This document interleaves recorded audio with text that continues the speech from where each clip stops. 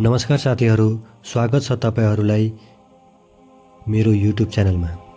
आज म तपाईहरूलाई एउटा यस्तो कुरा बताउने छु जसले संसारलाई हेर्ने तपाईको दृष्टिकोण नै बदल्न सक्छ।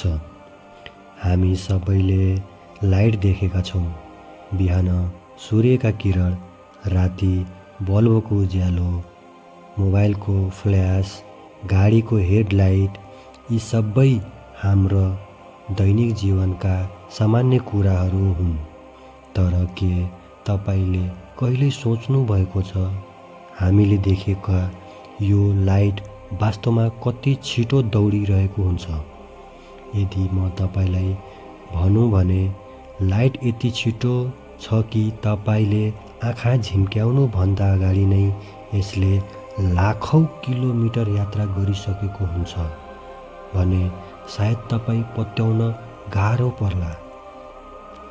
त्यसैले आजको भिडियोमा हामी लाइटको स्पिडको बारेमा धेरै रोचक कुरा जान्नेछौँ। आखिर लाइट किन यति छिटो हुन्छ? किन वैज्ञानिकहरूले यसलाई ब्रह्माण्डको सबैभन्दा ठुलो स्पिड भन्छन्? र किन आजसम्म कुनै पनि मानिस वा रकेटले यसको बराबरी गर्न सकेको छैन? त्यसैले भिडियो अन्तिमसम्म हेर्नुहोस्। सबैभन्दा पहिले लाइट स्पिड भनेको के हो? सजिलो भाषामा भन्नुपर्दा लाइटले 1 सेकेन्डमा जति दूरी पार गर्छ त्यसलाई लाइट स्पिड भनिन्छ। यो स्पिड करिब 3 लाख किलोमिटर प्रति सेकेन्ड हो साथीहरू। 3 लाख किलोमिटर प्रति सेकेन्ड यसको स्पिड छ। अब यसका केही वास्तविक उदाहरण हेरौँ। यसले लाइट स्पिड कति अविश्वसनीय छ भन्ने अझ राम्रोसँग बुझाउँछ।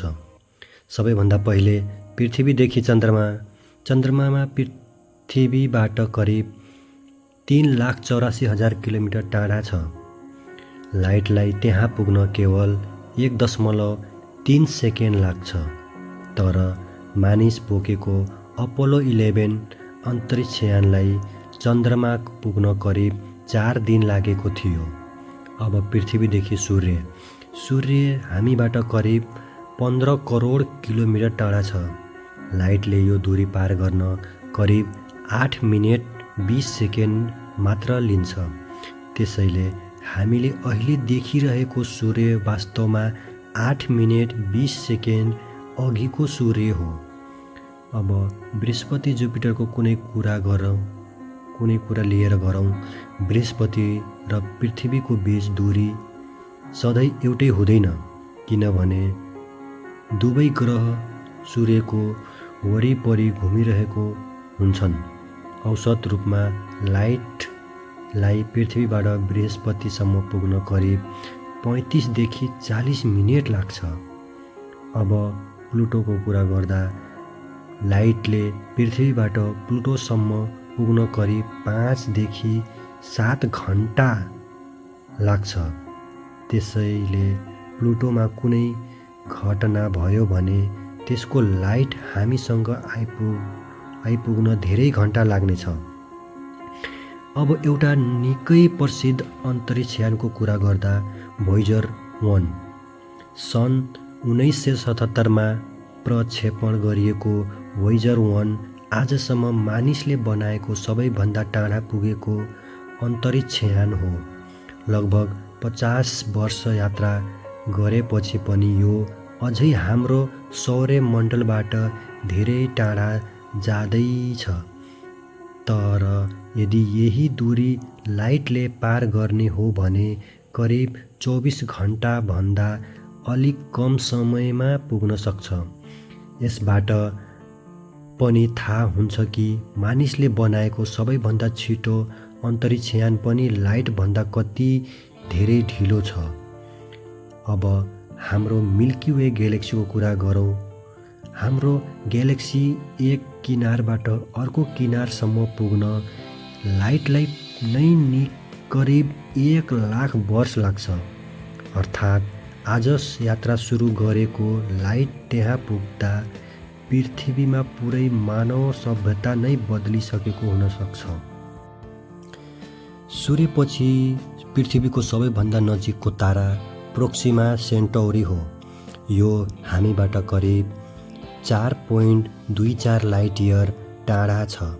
यसको अर्थ आज त्यहाँबाट निस्किएको लाइट पृथ्वीमा आइपुग्दा 4 वर्षभन्दा बढी लाग्छ। यदि अहिलेको सबैभन्दा छिटो अन्तरिक्षयान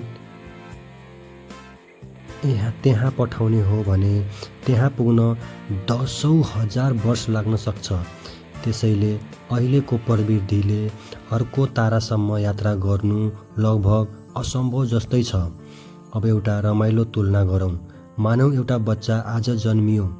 त्यही दिन प्रोक्सिमा सेन्टौरीबाट लाइट पृथ्वीतर्फ आयो भने त्यो बच्चा 4 वर्षको भएपछि मात्र त्यो लाइट पृथ्वीमा आइपुग्छ। अब अर्को अचम्मको कुरा, हामीले राति आकाशमा देखिने केही ताराहरू अहिले अस्तित्वमै नहुन पनि सक्छन्।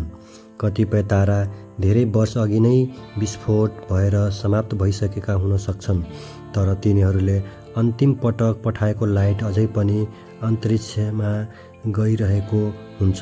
त्यसैले हामीलाई ती तारा अझै चम्किरहेका जस्तो देखिन्छन्। यसको अर्थ टेलिस्कोपले आकाश हेर्नु भनेको अहिलेको होइन, विगतको ब्रह्माण्ड हेर्नु हो। अब एउटा प्रश्न, यदि कुनै दिन मानिसले लाइटभन्दा छिटो यात्रा गर्ने प्रविधि बनायो भने के होला?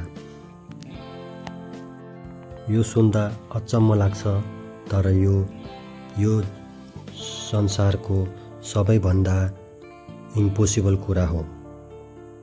लाइट भनेको त्यस्तो कुरा हो कि जुन हामीले सोच्नै सक्दैनौँ। त्यसको स्पिड यति हुन्छ कि हामीले कल्पना पनि गर्न सक्दैनौँ।